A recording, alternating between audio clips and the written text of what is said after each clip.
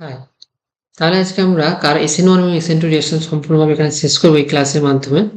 তো আমরা আগের দিন দেখেছিলাম যে SN1 রিঅ্যাকশনে কার্বোক্যাটায়ন তৈরি হয় এবং কার্বোক্যাটায়ন হচ্ছে ট্রাইভ্যালেন্ট।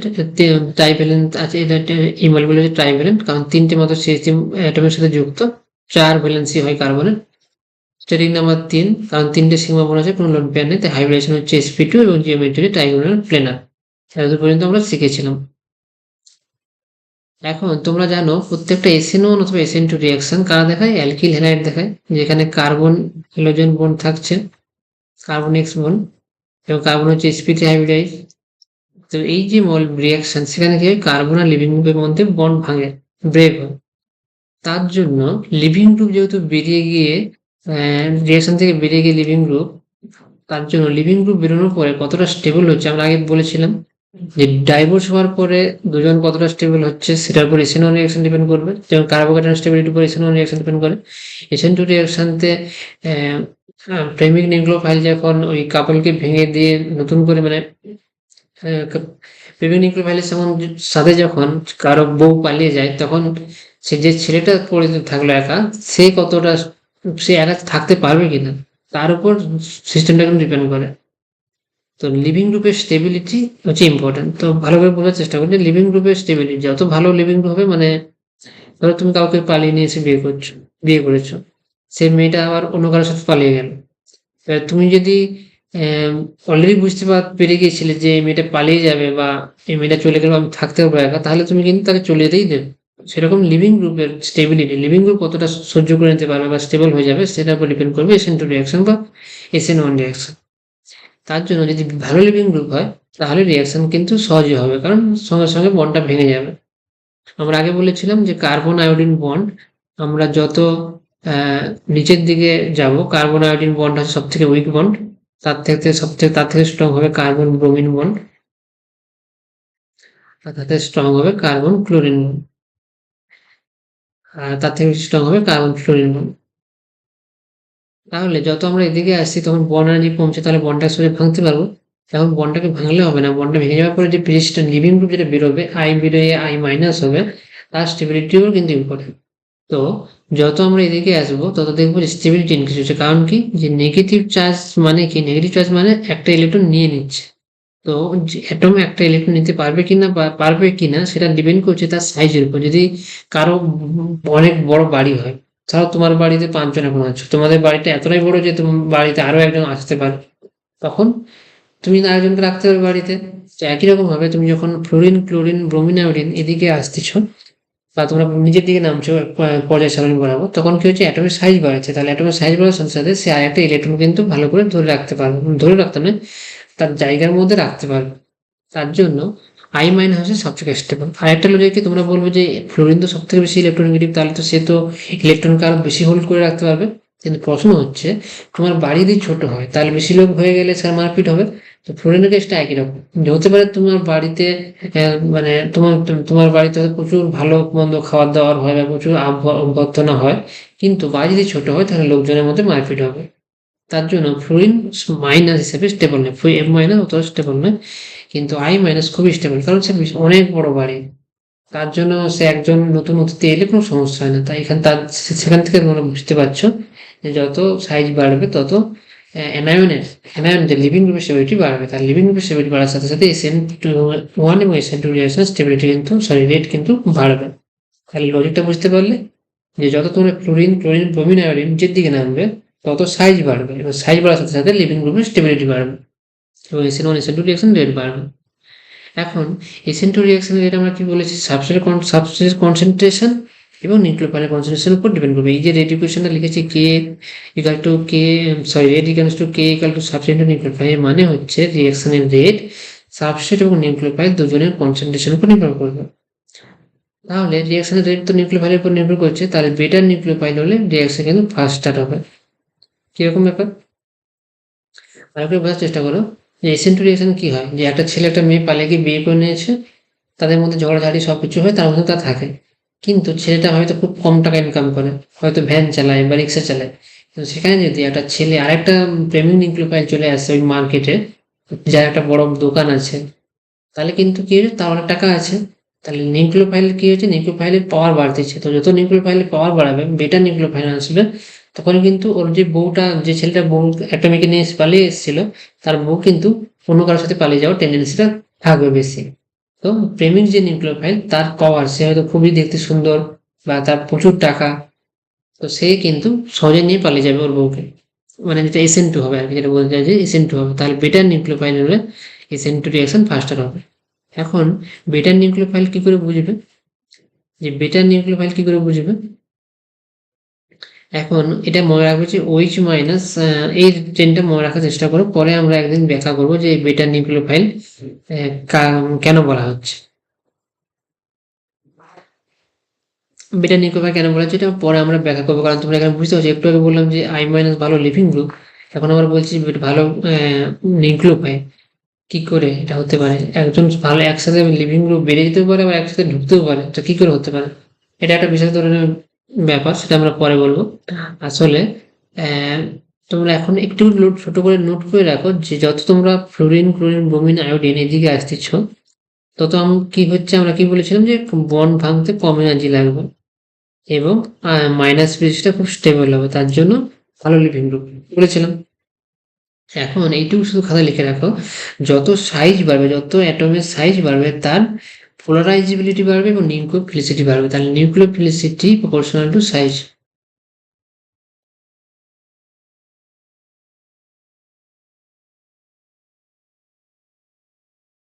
প্রপোর্শনাল টু সাইজ, যত সাইজ বাড়বে তার নিউক্লিওফিলিসিটি বাড়বে, আর সাইজ বাড়লে রেট, নিউক্লিওফিলিসিটি বাড়লে রেটও বাড়বে। এটা ছোট করে নোট করে রাখুন যে I মাইনাসের পোলার নিউক্লিওফিলিসিটি খুব বেশি, তার জন্য রিঅ্যাকশন রেট বেশি। পোলারাইজেবিলিটি বেশি, একটা লিখে নেবে পোলারাইজেবিলিটি বেশি।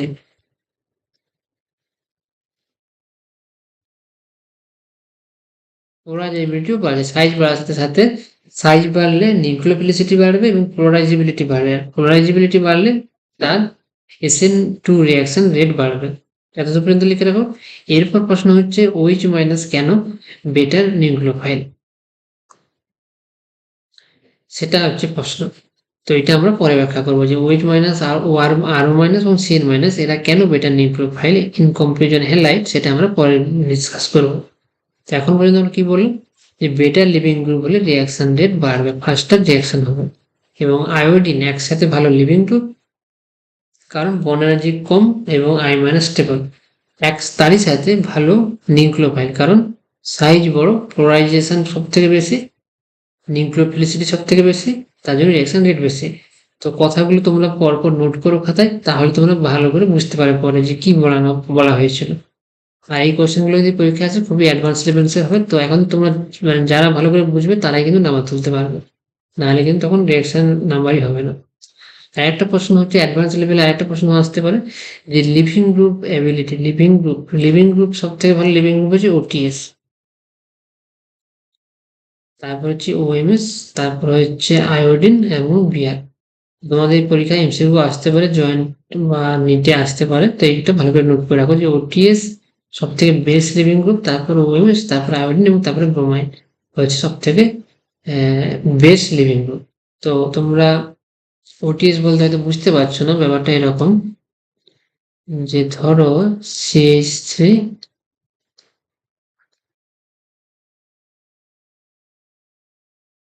OTS মানে হচ্ছে প্যারাটলুইন সালফোনিল গ্রুপ, CH প্যারাটলুইন সালফোনিল। কি ব্যাপারটা, এই যে লিভিং গ্রুপটা দেখো, এই লিভিং গ্রুপটা এই বন্ডটা যদি ভাঙো তাহলে কি তৈরি হবে, CH3 কার্বোক্যাটায়ন তৈরি হবে, প্লাস O মাইনাস তৈরি হবে এখানে, আর এর সাথে সালফার গ্রুপটা জুড়ে আছে, এটা টলুইন গ্রুপ। এবারে দেখো এই যে O মাইনাসটা রেজোনেন্স করতে পারবে, তাহলে এই বন্ডটা এখানে ভাঙবে,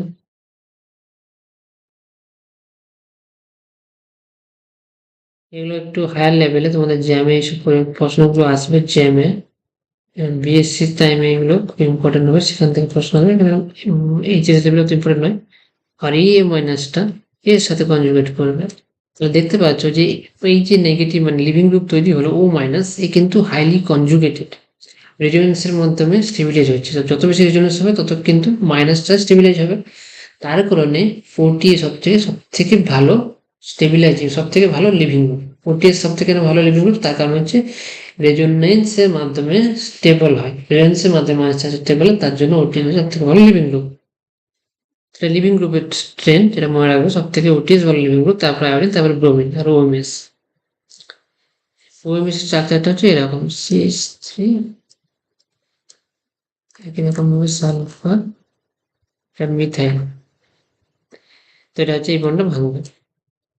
তো এখন বুঝতে পারলাম, তাহলে আমরা এত পর্যন্ত থাকলো। এরপর আমরা বলছি যে এটা হচ্ছে শেষ SN2 রিয়াকশন, SN2 এবং SN1 রিয়াকশন কিভাবে সলভেন্ট পোলারিটির উপর ডিপেন্ড করে, এটা হচ্ছে খুবই ইম্পর্টেন্ট। তো সলভেন্ট তোমরা দেখবে যে SN2 রিয়াকশনে নিউক্লিওফাইল যেটা আমরা ইউজ করি, ধরো KOH ইউজ করছি, K প্লাস OH মাইনাস।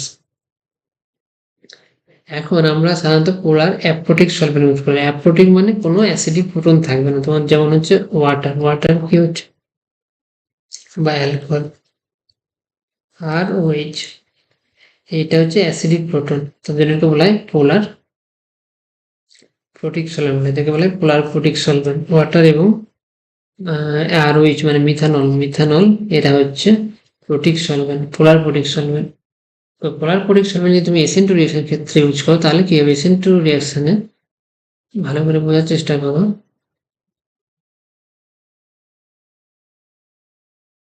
কি হয় ব্যাপারটা, SN2 রিঅ্যাকশনে K প্লাস এই ওয়াটারের অক্সিজেনের সাথে কোঅর্ডিনেট করে হাইড্রোজেন বন্ডিং এর মাধ্যমে, ইন্টারঅ্যাকশনের মাধ্যমে স্টেবল করে।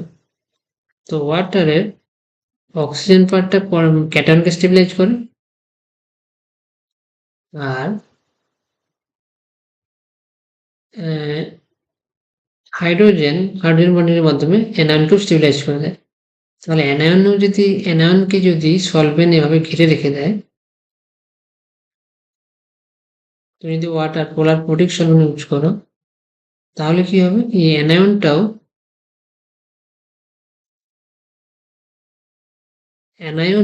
এই সলভেন্টের মাধ্যমে ঘেরা হয়ে থাকবে। তাহলে সলভেন্টের মাধ্যমে যদি কেউ ঘেরা হয়ে থাকে, তাহলে সে রিয়াকশন করতে যেতে সমস্যা হবে তার। তুমি যদি দুজনকেই মানে ক্যাটায়নকে বেঁধে দিয়েছো ঠিক করেছো, কিন্তু তার সাথে সাথে তুমি অ্যানায়নকেও বেঁধে দিয়েছো। অ্যানায়ন যে হাইড্রোক্সাইড অ্যানায়ন, যেটা হচ্ছে নিউক্লিওফাইল হিসেবে কাজ করে, সেই নিউক্লিওফাইলকেও তুমি সলভেন্টের মাধ্যমে ঘিরে দিয়েছো, তাহলে সে পথ খুঁজে পাচ্ছে না, সবাইকে সরিয়ে রিয়াকশন করতে যেতে তার সময় লাগবে। তার জন্য এই যে ওয়াটার, এটা হচ্ছে পোলার প্রোটিক সলভেন্ট, এই পোলার প্রোটিক সলভেন্ট ওয়াটার বা মিথানল, এতে কিন্তু SN2 রিয়াকশনের রেট কম হবে। তার জন্য আমরা লিখেছি, দেখো, যে SN2 রিয়াকশনের rate high rate in polar aprotic solvent. Aprotic solvent কারা, DMSO DMF, DMSO DMF এবং অ্যাসিটোন, DMSO DMF এবং অ্যাসিটোন। অ্যাসিটোন হচ্ছে এইটা। তো এদের কিন্তু কোনো অ্যাসিডিক হাইড্রোজেন নেই, তার জন্য কি হচ্ছে, এই সলভেন্টগুলোতে SN2 রিয়াকশন ফাস্ট হবে। ভালো করে নোট করবে যে হাই পোলার অ্যাপ্রোটিক সলভেন্টে SN2 রিয়াকশন রেট বেশি হয়। এটা খুব অ্যাডভান্স লেভেলে, তোমার অ্যাডভান্স বা জিতে কোশ্চেন, এই ধরনের কোশ্চেন আসবে। তোমরা ভালো করে কোশ্চেনগুলো দেখবে, কোশ্চেনগুলোতে এই প্রশ্নগুলো আছে, তো ভালো করে সেগুলো প্র্যাকটিস করবে। আর SN1 রিয়াকশনে এই পোলার সলভেন্টে SN1 রিয়াকশন বেশি হবে। যেমন দেখো, ভালো করে আমার এখানে দেখানো হচ্ছে যে যত তোমরা ওয়াটার এই মিথানল ইউজ করবে এই পোলার প্রোটিক সলভেন্টগুলো, তখন কিন্তু SN1 এর রেট বেশি হবে। সেটা কি করে, সেটা ভালো করে বোঝার চেষ্টা করো। তো SN1 রিয়াকশন পোলার প্রোটিক সলভেন্ট, যেমন হচ্ছে ROH মিথানল এবং ওয়াটার। কি হয়, SN1 রিয়াকশনে কি হয়, কার্বোক্যাটায়ন তৈরি হয়, এটা হচ্ছে একটা ইলেকট্রোফাইল। তো ইলেকট্রোফাইল এই সলভেন্টের মাধ্যমে কি হয়, স্টেবিলাইজড হয়। কারণ ওয়াটার মলিকুলে লোন পেয়ার আছে, তো লোন পেয়ার ডোনেট করতে পারে। তো এইভাবে, অথবা তুমি মিথানল নিলে সেখানে অক্সিজেনের লোন পেয়ার থাকবে, তো তারা কি করে না, ডোনেট করতে পারে কার্বোক্যাটায়নকে, তো কার্বোক্যাটায়নকে স্টেবিলাইজ করে।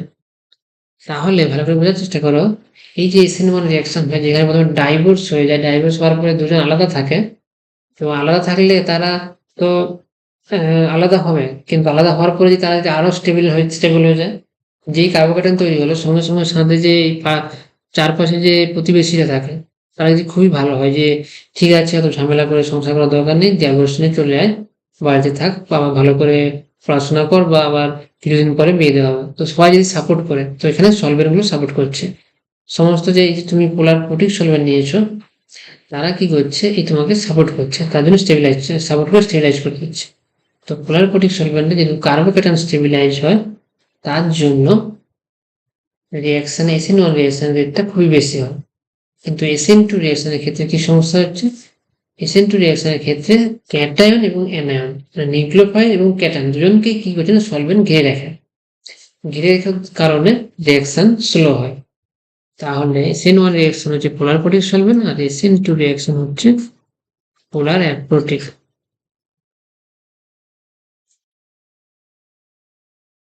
এখন প্রশ্ন হচ্ছে পোলার প্রোটিক কোনটা, কোনটা পোলার অ্যাপ্রোটিক, সেইটা হলো ভালো করে বোঝো।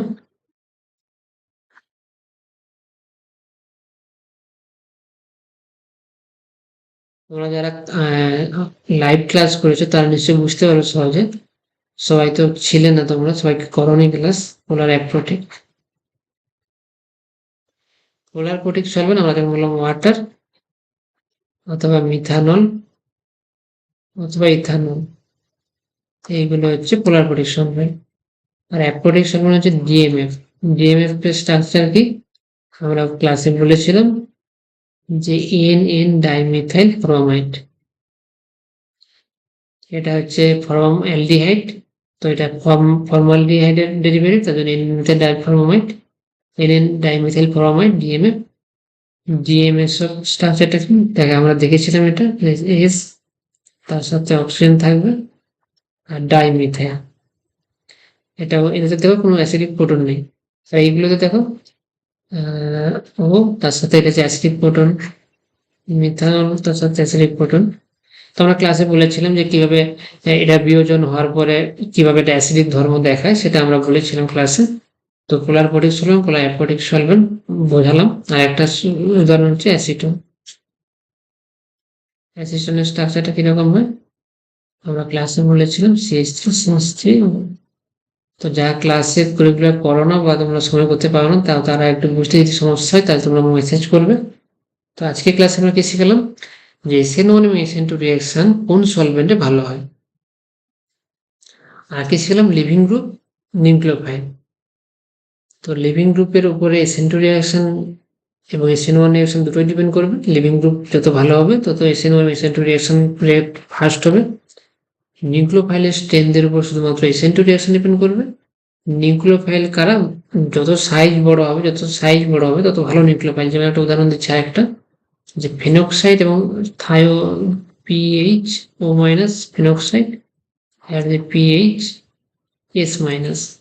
তো অক্সিজেন নিচে সালফার থাকে পিরিয়ডিক টেবিলে, যত নিচের দিকে নামবে তত কি সাইজ বাড়বে, তার জন্য ভালো নিউক্লিওফাইল কোনটা, পিএইচ এস মাইনাস, এটা ভালো নিউক্লিওফাইল, তার জন্য এই ভালো SN2 রেট দেওয়া হবে। তো SN2 যদি কম্পেয়ার করতে বলা হয় দুটো নিউক্লিওফাইল, একটা হচ্ছে O মাইনাস আর একটা হচ্ছে S মাইনাস, তাহলে কি বেশি দেখাবে, S মাইনাস দেবে।